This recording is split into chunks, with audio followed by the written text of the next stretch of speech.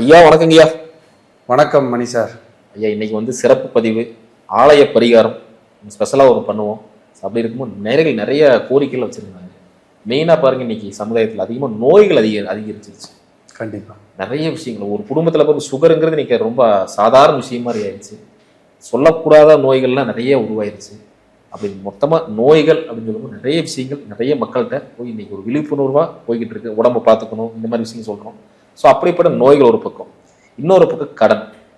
இந்த கடன் தீராத கடன் வாங்கிட்டு அது பண்ண முடியல, அடைக்க முடியல அப்படின்னு சொல்லக்கூடிய இனி அடுத்த நிலை எடுத்துட்டோம்னா குழந்தைகள் கரெக்டாக படிக்க மாட்டேங்கிறாங்க, ரொம்ப விளையாட்டாக இருக்கிறாங்க. அந்த எஜுகேஷன் தாட்டே கொஞ்சம் மண்டையில் நிற்க மாட்டேங்குது. அந்த யூடியூப் சம்திங் அந்த நிறைய விஷயங்கள் பார்க்குறாங்க, அதுலேருந்து டைவெர்ட் பண்ணணும் அப்படின்னு கேட்கக்கூடிய தாய்மார்கள் இருக்காங்க. ஒட்டுமொத்த பிரச்சனையும் தீர்க்கக்கூடிய ஒரு ஆலய வழிபாடு கொஞ்சம் சொல்லுவீங்க? கண்டிப்பாக. அதாவது இந்த பிறவியில் சில ஆலயங்களை பற்றி பேசக்கூடிய அரிய வாய்ப்பை இந்த பிரபஞ்சம் எனக்கு கொடுத்துருக்கு. 8 திக்கும் வணங்கி நான் இந்த பதிவை தொடங்குறேன். ஏன்னா எல்லாருக்கும் கோயிலை பற்றி பேசுகிற பாக்கியம் கிடைக்குமான்னு தெரியல. கடவுள் ஏதோ எனக்கு கொடுத்துருக்காரு, அவங்க பேரை உச்சரிக்கிறதுக்கான ஒரு அரிய வாய்ப்பை எனக்கு கொடுத்துருக்காரு இந்த பிறவியில். இது நான் எந்த ஆலயத்தை பற்றி பேசினாலும் என்னுடைய சுயநலத்துக்காக பேசினதே கிடையாது. அந்த ஆலயத்துக்கு போய் மக்கள் பயன்பெற்று ஒருத்தராவது நான் நல்லா இருக்கேன்னு சொல்லிட்டா அதுவே வெற்றி. ஆனால் பல ஆயிரம் பேர் நல்லா இருக்காங்க, அதில் எந்த மாற்றமும் இல்லை. ஆலயங்கள் அப்படின்னாலே நம்ம ஆன்மா லயிக்கின்ற இடம். ஆன்மா லயிக்கின்ற இடம் ஆலயம். அப்போ நம்மளுடைய உடல், மனம், சரீரம், ஆன்மா, குண்டலனி சக்திகள் இவையெல்லாம் பரிசுத்தமாகி ஒரு மன அமைதி கிடைக்கிற ஒரு அற்புதமான ஒரு இடம். கர்ம வினைகள் எல்லாம் தீர்ந்து நல்ல ஒரு நகர்வை நோக்கி நகர்கின்ற ஒரு சக்தியை கொடுக்கின்ற ஒரு இடம்தான் ஆலயம். அப்படிப்பட்ட ஆலயங்களை பற்றி பேசுகின்ற நிறைய வாய்ப்புகள் இருந்துக்கிட்டே இருக்கு எனக்கு அடிக்கடி. அப்படி இன்னைக்கு பேசக்கூடிய ஆலயம் பற்றி பார்த்தீங்கன்னா, என் வாழ்க்கையில் மறக்கவே முடியாத அந்த ஆலயத்தினுடைய அந்த அனுபவங்களை மறுக்கவே முடியாத, மறக்கவே முடியாத ஒரு சக்தி மிகுந்த ஒரு ஆலயத்தை பற்றி தான் பேசுகிறேன். இந்த ஆலயத்தை பேசுகின்ற வாய்ப்பு, பேசுறதுக்கும் இதை நீங்கள் கேட்கறதுக்கும், இந்த பார்வையை இந்த காணொளியை மக்கள் பார்க்கறதுக்கும் புண்ணியம் பண்ணி இருந்தால் மட்டும்தான் பார்க்க முடியும். இதை நான் சவாலாகவே சொல்லுவேன். புண்ணியம் பண்ணலினா இதை நீங்கள் கேட்கவோ பார்க்கவோ முடியாது. கேமராமேன் உட்பட இதை கேட்டு இப்படி ஒரு இடமா, இப்படி ஒரு விஷயமான்னு கேட்டால் வேற பெரிய விஷயம். அப்படிப்பட்ட ஒரு ஆலயம் மாற்றுரை வரதீஸ்வரர், பாலாம்பிகை. பாலாம்பிகை உடனமர் மாற்றுரை வரதீஸ்வரர். திருச்சியிலிருந்து முசிறி செல்லும் சாலையில் 15வது கிலோமீட்டரில் ஒரு சிறிய கிராமத்தில் பழமையான பல 100 ஆண்டுகளை கடந்து ஒரு ஆலயம் இருக்குன்னா திருவாசி என்கிற ஊர். திருவாசி அதாவது திருப்பாச்சிலாச்சிராமம்னு பேர் அந்த ஊருக்கு பேர், புராண பேர். அப்போ திருவாசிங்கிற ஊர், சிவன் மாற்றுரை வரதீஸ்வரர் அப்படின்னு என்னன்னா, சுந்தரருக்கு பொன், தங்கம், நகைகளை வணங்கிய ஸ்தலம். அதை உரைத்து பார்த்து சோதித்து, ஆஹா இறைவனே எனக்கு தங்கத்தை கொடுத்துட்டாரு, அவரே சாட்சியா நின்றுட்டாரு அப்படின்னு சொன்ன ஒரு அற்புதமான ஸ்தலம் தான் மாற்றுரை வரதீஸ்வரர். பாலாம்பிகை அதாவது ஒரு குழந்தை வடிவில் ஒரு தெப்ப குளத்தை ஏற்படுத்தி தபஸ் பண்ணி தவம் இருந்து வளர்ந்து சிவபெருமானை அடைந்த ஸ்தலம். அந்த இடத்துல அற்புதமான ஒரு இடம். அந்த கோயில் பற்றி பேசிக்கிட்டே இருக்கலாம் இன்னைக்கெல்லாம். அந்த அம்மன் நின்றுட்டீங்கன்னா அந்த அம்பாலை விட்டு வெளியில வர்றதுக்கு மனசு வராது. அப்படி அந்த தாயினுடைய அந்த உருவம், அந்த அந்த அமைப்பு இன்னைக்கெல்லாம் சொல்லிக்கிட்டே இருக்கலான். அப்படிப்பட்ட அம்பாள் பாலாம்பிகை நீங்க போயிட்டு வந்தீங்கன்னா கண்டிப்பா ஒவ்வொரு குடும்பமும் புண்ணியம் செய்திருந்தால் மட்டுமே போக முடியும், இல்லைன்னா போக முடியாது. அந்த இடத்துக்கெல்லாம் கால் வைக்க விடாது, இந்த கேள்விப்படக்கூட விடாது அந்த கோயிலை. முதல்ல அந்த கோயிலுடைய இதே வந்து ஒரு சக்தி வாய்ந்த ஒரு ஆலயமா தான் இருக்கு. அப்போ மாற்றுரை வரதீஸ்வரர்ங்கிற சிவன், அதுல இன்னும் ஸ்பெஷல் நடராஜர். எப்பவுமே முயலகன் அப்படிங்கிற ஒரு அரக்கன் இருக்காருல்ல, ஒரு அசுரன், அவரை தான் நடராஜர் காலில் மிதிச்ச மாதிரி நடனம் ஆடிட்டு இருப்பார். பார்த்துருக்கீங்களா? ஆனா அந்த கோயில்ல நடராஜர் காலுக்கு கீழே முயலகன் இல்லை, பாம்பு இருக்கு. நோய் தீர்க்கிற நடராஜர் சார், ரொம்ப விசேஷம் சார். திருஞான சம்பந்தரால பாடல் பெற்று சுந்தரரால பாடல் பெற்ற ஸ்தலம் சார் இது. நோய் தீர்க்கும் நடராஜர். துணிவளர் திங்கள் அப்படிங்கிற ஆரம்பிக்கிற பதிகத்தை யார் ஒருத்தங்க 48 நாள் படித்து அந்த அபிஷேகம் பண்ண விபூதியை நெற்றியில் இட்டுட்டே வர்றாங்களோ அவங்களுக்கு நோயிலிருந்து பிணியிலிருந்து முழுமையான விடுதலை கிடைக்கிறதா அந்த கோயிலுடைய வரலாறு, ஸ்தல வரலாறு, ஐதீகம். அது நடந்துக்கிட்டு இருக்கு கண் கூட. அப்படிப்பட்ட ஒரு இடம். என்ன மாதிரியான வியாதிகளுக்கெல்லாம் அந்த நடராஜர் ரொம்ப விசேஷமாக அந்த நோய் தீர்க்கிற நடராஜராக இருக்கார் அப்படின்னா, ஃபஸ்ட்டு வந்து வலிப்பு நோய், அதுக்கப்புறம் பேக் பெயின், அதுக்கப்புறம் மூலம், அதுக்கப்புறம் சரும நோய்கள், அதுக்கப்புறம் மன அழுத்தம், அதுக்கப்புறம் தூக்கமின்மை. இந்த மாதிரியான எல்லா விஷயத்துக்கும் அவர் வந்து ஒரு அற்புத மருந்து சக்தி. குறிப்பாக வயிறு சார்ந்த எல்லா உபாதைகளுக்கும் அவர் மருத்துவ நடராஜர்னு பேர், சர்ப நடராஜர்னு பேர். அங்கே வந்து அருள் பாலிக்கிறார். ரொம்ப ஒரு அற்புதமான விஷயம் ஐயா. கண்கூட ஒரு அரசனுடைய மகளுக்கு அந்த துணிவளர் திங்கள்ங்கிற பதிகத்தை பாடி நோய் தீர்ந்து அந்த பெண், அந்த அரசருடைய பெண் எந்திரிச்சு உட்கார்ந்து ஒரு ரிலாக்ஸ் ஆன இடம் அந்த இடம். ஒரு அற்புதமான இடம். வன்னி மரம் தான் ஸ்தல விருட்சம். வன்னி வனமாவே இருந்தது. ஏன்னா வன்னி மரங்கிறது ஸ்பெஷல், சனி பகவானுடைய ஆதிக்கம் நிறைந்த மரம். வன்னி வந்து ஸ்பெஷல் மரம். அப்படிப்பட்ட ஒரு நடராஜர் அங்க இருக்கார். இது ரொம்ப ரொம்ப விசேஷம். அப்புறம் சிவன் நகை தொழில் செய்யறாங்கல்ல, நகை தொழில், அவங்களுக்கெல்லாம் ஒரு கோயில் தமிழ்நாட்டில் இருக்கான்னு இந்த கோயில் தான், மாற்றுரை வரதீஸ்வரர் தான். யாரு நகைக்கடை வச்சிருந்தாலும் சரி, ஜுவல் தொழில் பண்ணாலும் சரி, நீங்க போயிட்டு வரலாம். போயிட்டு வரும்போது அந்த தொழில் விருத்தி ஆகும் அப்படிங்கிறது ஐதீகம். அதே போல நகை எடுக்கிறான், தங்கலை அடமானத்துக்கு போயிருது, நகையே சேர்க்க முடியல, கொஞ்சமாவது நகை சேர்க்கணும்னு விரும்புறவங்க அங்கே போயிட்டு வரலாம். எப்பவுமே அந்த கோயில் திங்கட்கிழமை தான் விசேஷம், ஸ்பெஷல். மற்ற எல்லா நாட்களும் விசேஷம், திங்கட்கிழமை அதீத விசேஷம். ஏன்னா சோமவாரம்ங்கிறது சிவனுக்கு பிடிச்ச இடம், பிடிச்ச நாள்.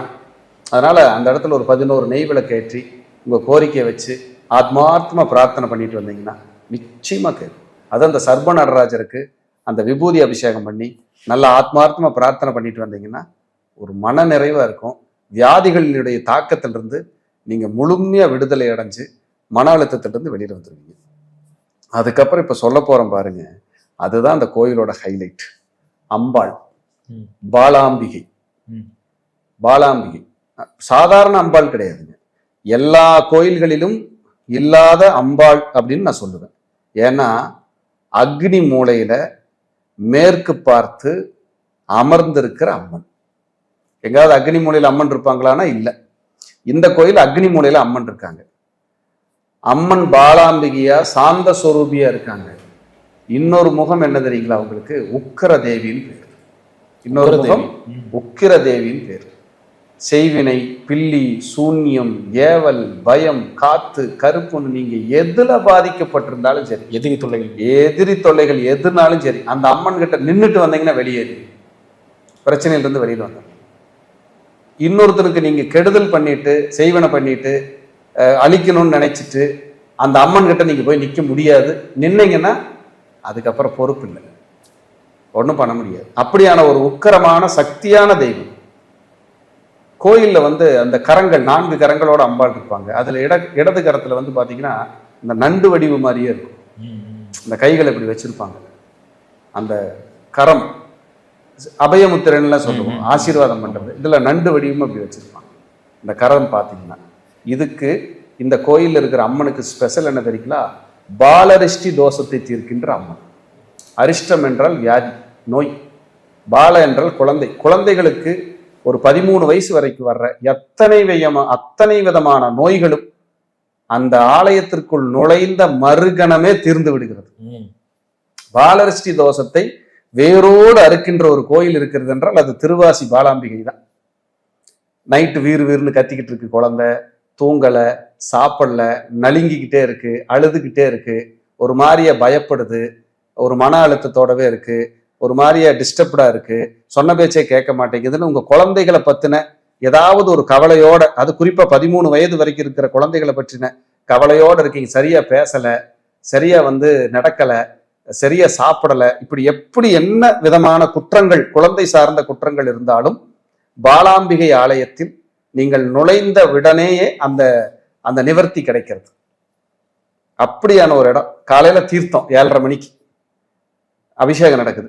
அந்த அபிஷேகம் நடந்து அந்த தீர்த்தத்தை கொடுக்குறாங்க, தெளிக்கிறாங்க. அந்த தீர்த்தம் தான் அந்த ஸ்பெஷல். அதுதான் அங்க தேவாமிர்தம். அம்பாளுக்கு நேர் எதிர்க்க அன்னமாம் பொய்கை அப்படிங்கக்கூடிய குளம். அந்த குழந்தை இல்லாத தம்பதியர்கள் 5 விரலி மஞ்சள் கட்டிகள், 5 மஞ்சள் கட்டி 5 லெமன் வாங்கிட்டு போய், தேங்காய் பழ செட்டு வாங்கிட்டு போய் அங்க இருக்கிற குருக்கள் கிட்ட சொல்லிட்டு அந்த அன்னமாம் பொய்கையில நீராடி அந்த அந்த பழைய துணிகளை எல்லாம் எடுத்து ஓரமா போட்டு புது உடையை உடுத்தி 11 முறை அந்த அம்பாளை வளம் 3 வாரம் தொடர்ந்து இப்படி வந்தா 120 நாட்களுக்குள்ள ஏதாவது ஒரு ரூபத்தில் புத்திர பாக்கியத்தை அருளக்கூடிய வாய்ப்பு அந்த அம்பாள் அன்னை கொடுக்கிறாள் என்பது அந்த கோயிலுடைய வரலாறு, ஸ்தல வரலாறு. நிறைய பேர்த்துக்கு அந்த அதிசயம் நடந்துட்டு இருக்கு. நான் போய் தரிசனம் பார்க்கும்போது ஒரு குழந்தை ரொம்ப முடியாம எடுத்துட்டு வந்தாங்க, ரொம்ப ஒரு மாதிரி கஷ்டம். அவங்களுக்கு அந்த தீர்த்தம் தெளிச்சு அந்த தீர்த்தம் எல்லாம் கொடுத்தாங்க.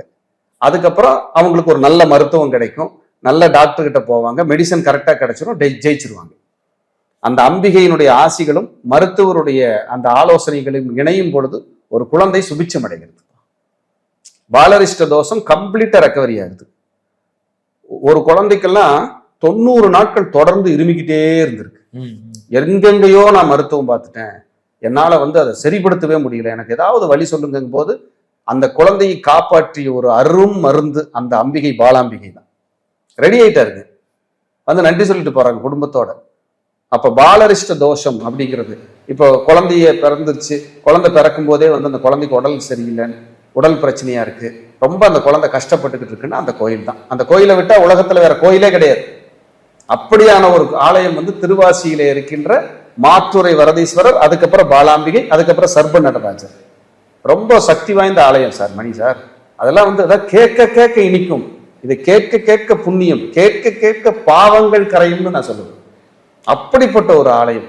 குழந்தை பேரை கைமேல் படம், கைமேல் படம். நீங்க என்ன கர்ம வினையால பாதிக்கப்பட்டிருந்தாலும் ஒரே நொடியில அந்த அம்பாள் நான் இருக்கேன் கவலைப்படாதேன்னு கண்ணீரை துடைக்கிற மாதிரி இருக்கும் அந்த அம்பாள். நீங்க அந்த அம்பாளை போய் பார்த்து பார்த்து நிற்ன ஒரு செகண்ட்ல கண்ணில் இருந்து தண்ணி வந்துடும், அழுக ஆரம்பிச்சிருங்க.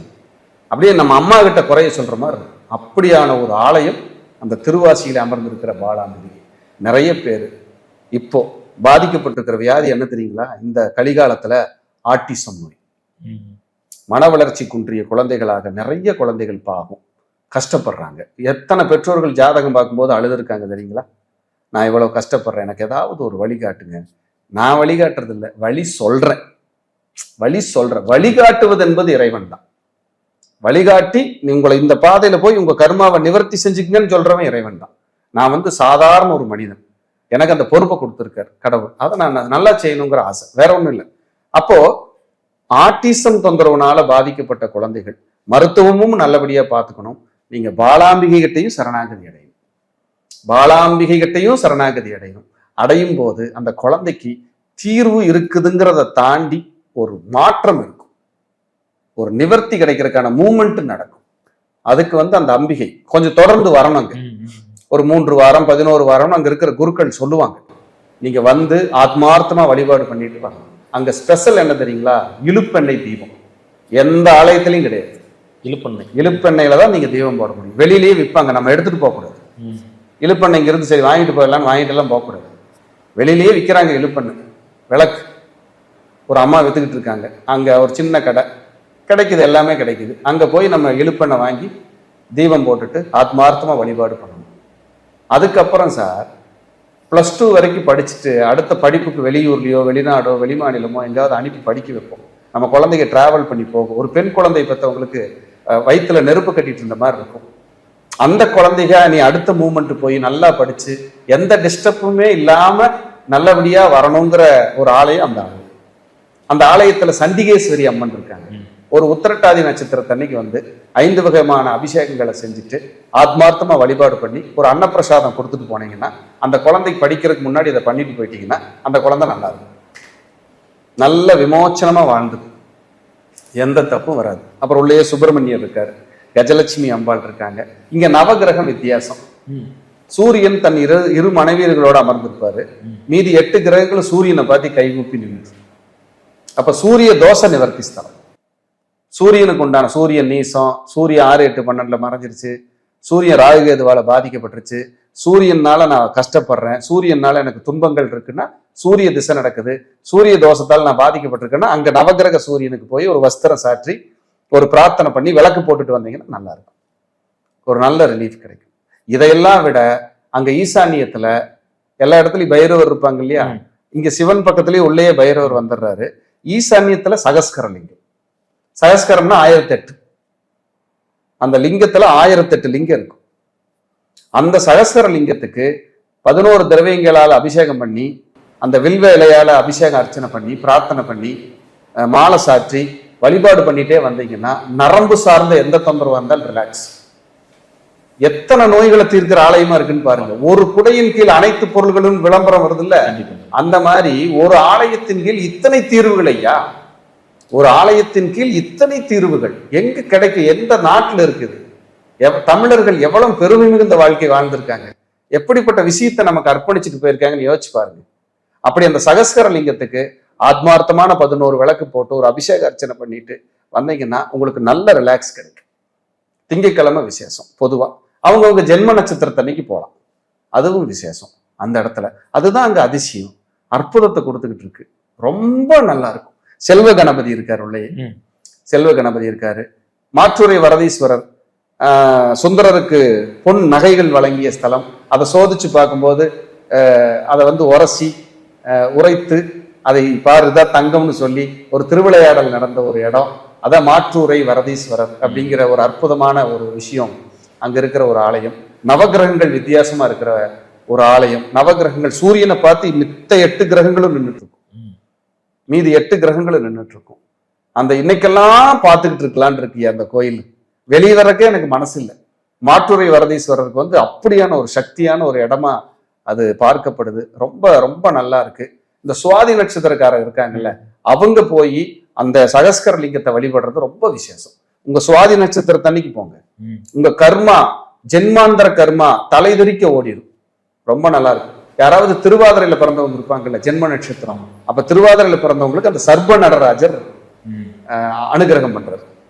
அந்த சர்ப நடராஜருக்கு போய் விபூதி அபிஷேகம் பண்ணி ஆத்மார்த்தமா பிரார்த்தனை பண்ணிட்டு வழிபட்டுட்டு வந்தா ஒரு பெரிய நன்மைகள் எல்லாம் நடக்கிறதா ஐதீகம்.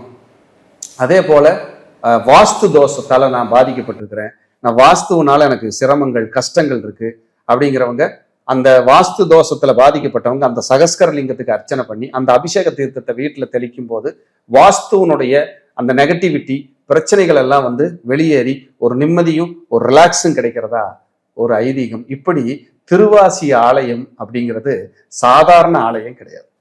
நீங்க கோயில் இருக்கிறதுக்கான அடையாளமே தெரியாது, ஒரு கிராமத்துக்குள்ள இருக்குதுயா. அங்க போய் ஒரே ஒரு கடை 2 கடை இருக்குங்க பக்கத்துல, அவ்வளவுதான். அந்த உள்ள இருக்கிற மகிமையை கேட்டீங்கன்னா அடேங்கப்பா அற்புதம். அது அந்த அம்பாள் வந்து நடத்துற அதிசயங்கள் இருக்கு பாத்தீங்களா. பாலாம்பிகை சார், அந்த குழந்தைங்க தான் சார் நம்ம உலகம், குழந்தைங்க தான் சார் நமக்கு எல்லாமே. குழந்தை இல்லைன்னா என்ன சார் இருக்கு? குழந்தையே இல்லைங்கிறவங்களுக்கு குழந்தை, குழந்தைக்காக நான் கஷ்டப்பட்டு இருக்கிறவங்களுக்கு மன நிம்மதி, குழந்தைக்கு நோயினால பீடிக்கப்பட்டிருக்காங்க பாதிக்கப்பட்டிருக்காங்கிறவங்களுக்கு நிவர்த்தி, பொன் பொருளை அள்ளித்தரக்கூடிய சிவன், நோய்களை விரட்டி அடித்து வாழ வைக்கக்கூடிய நடராஜ பெருமான், நவகிரகங்களின் தோஷங்களை நீக்கக்கூடிய சூரியனை நோக்கிய நவகிரகங்கள், எத்தனை சிறப்புகள் பாருங்க. செல்வ கணபதி, செல்வ கணபதி, அன்னமாம் பொய்கை தீர்த்தம் உள்ள தீர்த்தம் இருக்கு சார் உள்ள. அந்த தீர்த்தத்துல நீராடி திருமண தடை, அதே போல திருமணத்துக்கு பாலாம்பிகை அம்பாளுக்கு தொடர்ந்து போய் திருமண தடைக்கு 11 வாரம் திங்கக்கிழமை வழிபாடு பண்ணும்போது திருமண தடையிலிருந்து விலக்கு, குறைஞ்சது 3 வாரமாவது வர சொல்றாங்க. திருமண தடையிலிருந்து நல்ல ரிலீஃப் கிடைக்குது, நல்ல உடனே மங்கல்யம் கிடைக்குது அவங்களுக்கு, உடனே மாலை மாத்திக்கிற யோகங்களை கொடுக்குறாங்க. ரொம்ப ஒரு அற்புதம். அதுவும் இந்த குழந்தை பேருக்கெல்லாம் பார்த்தீங்கன்னா அப்படியே கைமேல் பலன் ரொம்ப ரொம்ப அற்புதம், ரொம்ப ரொம்ப அற்புதம். அப்படி இப்படிப்பட்ட ஆலயங்கள் எல்லாம் நிறைய பேர்த்துக்கு நம்ம தெரியல. கண்டிப்பா. அதை மித்ரா டிவி வாயிலாக அடியேன் நான் பேசுறேன், எனக்கு அந்த வாய்ப்பு கிடைச்சிருக்குன்னா அது புண்ணியம். இதை நீங்க இன்டர்வியூ பண்றதுங்கிறது எனக்கு அதை விட சந்தோஷம். ஏன்னா நம்ம இதெல்லாம் கொண்டு போய் மக்களுக்கு சேர்க்கணும். நம்ம வந்தோம், நம்மளே ஜாதகம் பார்த்தோம், நமக்கு ஆளுக வரட்டும், நம்ம சம்பாதிக்கிறோங்கிறது ஒரு பக்கம் இருந்தா கூட அது மட்டுமே வாழ்க்கை இல்லை.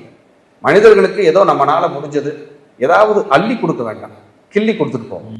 நம்மளால முடிஞ்சதை சொல்லுவோம். பாரு, இப்ப குழந்தைகள் பிரச்சனை இருக்கிறவங்க எத்தனையோ பேர் இருப்பாங்க. ஆட்டிசம் தொந்தரவு, குழந்தைங்க சொன்ன பேச்சு கேட்கல, அழுதுகிட்டே இருக்கு, கத்திக்கிட்டே இருக்கு, குழந்தை ஏதோ ஒரு பயந்த மாதிரியே இருக்கு.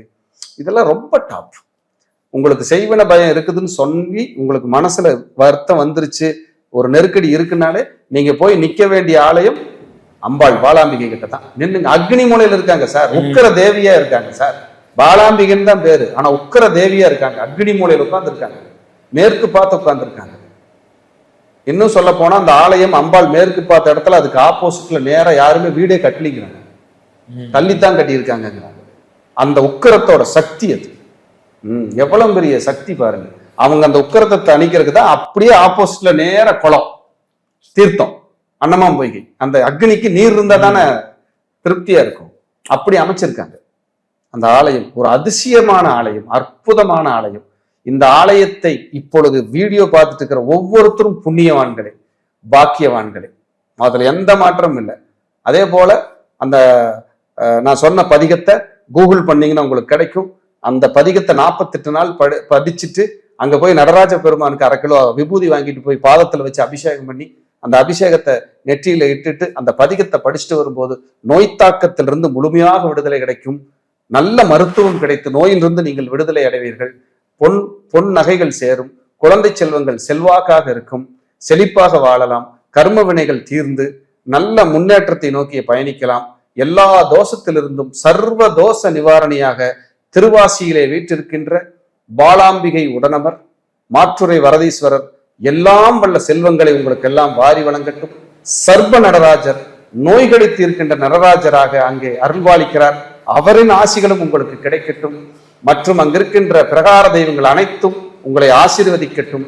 கண்ணுக்கு தெரியாத இயற்கை சக்திகளும் உங்களை ஆசீர்வதித்துக் கொண்டே இருக்கட்டும் என்று சொல்லி மீண்டும் ஒரு நல்ல பதிவிலே சந்திக்கிறேன். நன்றி, வணக்கம், வாழ்க வளர்க.